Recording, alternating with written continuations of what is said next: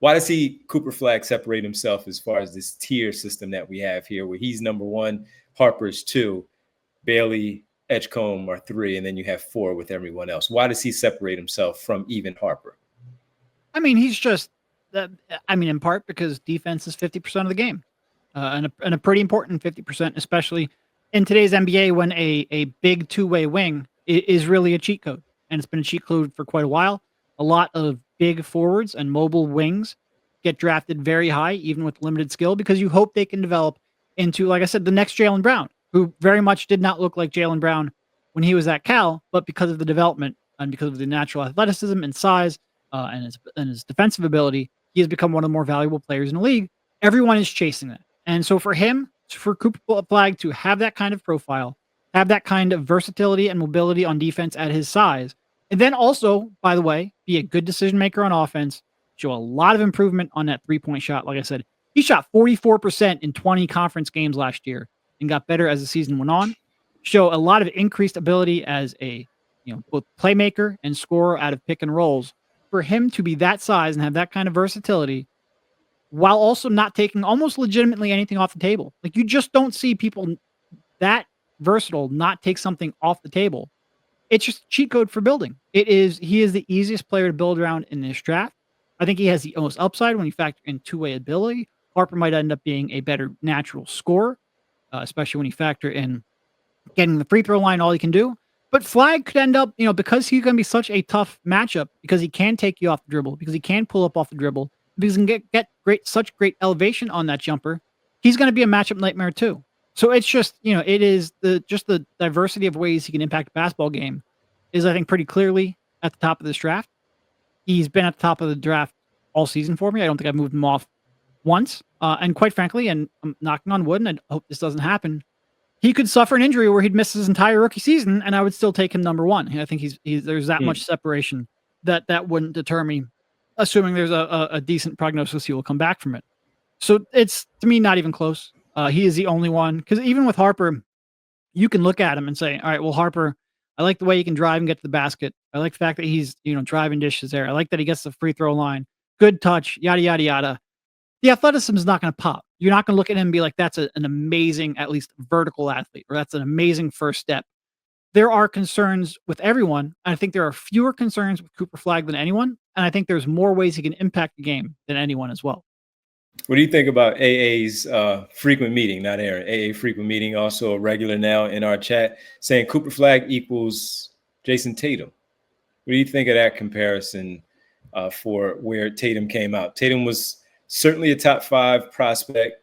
Then he was pretty much stamped going into that final week of a top 3 prospect.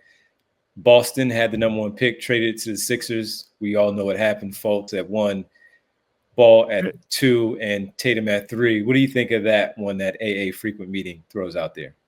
What if Wednesday just took a dark turn with you bringing up that draft class?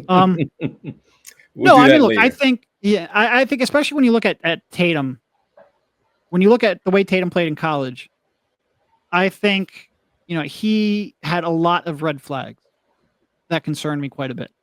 I thought he was an okay passer, but not a great passer. I thought he was certainly a good scorer, but settled for pull-up jumpers a little too much. You were a little concerned that he wasn't going to extend his range at a three-point line. Obviously, you look at it now, and he clearly has, and has become a great three-point shooter. But that was a lot of, that just brings back the uncertainty that we're talking about when we look at 18 and 19-year-old players. I think Cooper Flagg is just a bigger, more versatile defender who, quite frankly, just showed more during his one season at Duke. Tatum was, like I said, talented, but I think you had real concerns over whether or not he had the handles to get all the way to the rim. I think you were concerned of whether or not he could extend his range at the three-point line.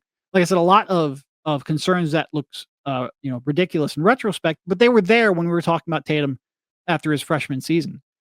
So I think Flagg will be I don't want to say he'll definitely be a better player, but I think his ceiling is a little bit higher. Even if Tatum is maybe a little more natural of a scorer, I think Flagg's ceiling is higher just because I think he has better physical tools. I think he's more advanced at this stage than Tatum was. And I think he has a little bit more two-way potential as well. Not a terrible comparison then. It's not a terrible. I mean, no. And I think with the way that Tatum looked in college, like I said, there are more concerns than I think we remember right now. Yeah. Yeah, so it's funny because if people do remember, though, a little bit from Tatum's start to his Duke in college career, he didn't play the first few games because he had a tough injury.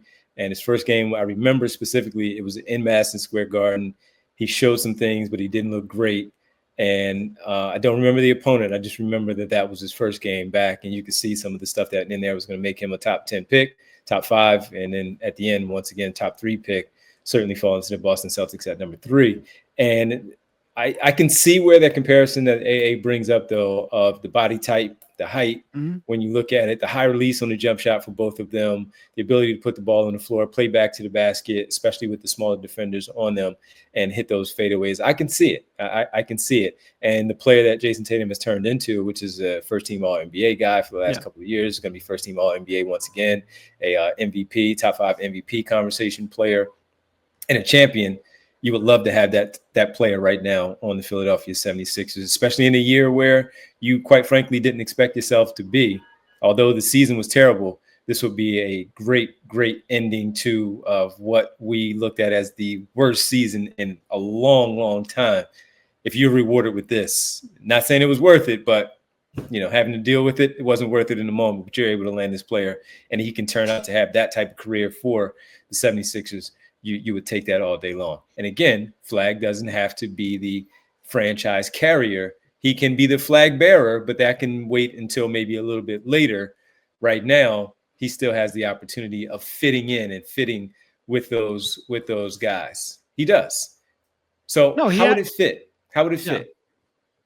He absolutely does. And I think it's because I think a lot of fans are going to be wanting to trade Embiid and make him the face of the franchise almost right away. Yeah. And we can talk about that because I think there's reasons to consider that. But I also, first of all, I just don't think the Sixers are going to trade Embiid this summer. His value is at an all-time low. I think they're going to give him every chance to come back and see whether or not he could play and then go from there.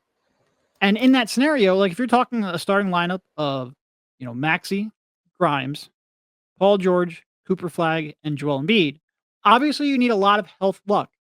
But just in terms of sheer skill set, I think that is an almost perfect starting 5 around your, star players. Now, you'd obviously like for Flagg, you expect him to come out, even though he shot the ball really well, and I think started showing more in terms of diversity and shooting up, pulling up off the dribble and making tough shots like that from well behind the college 3-point line. You expect him to probably struggle in his first year. Like that adjustment to the NBA line, to the speed of the game, tends to really, really show up for shooters. And there's usually a year or 2 adjustment period, even for players who will be good shooters.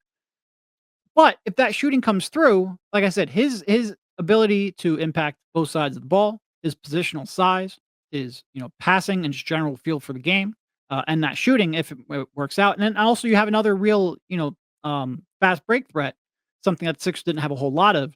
That would be a tremendous fit among that group.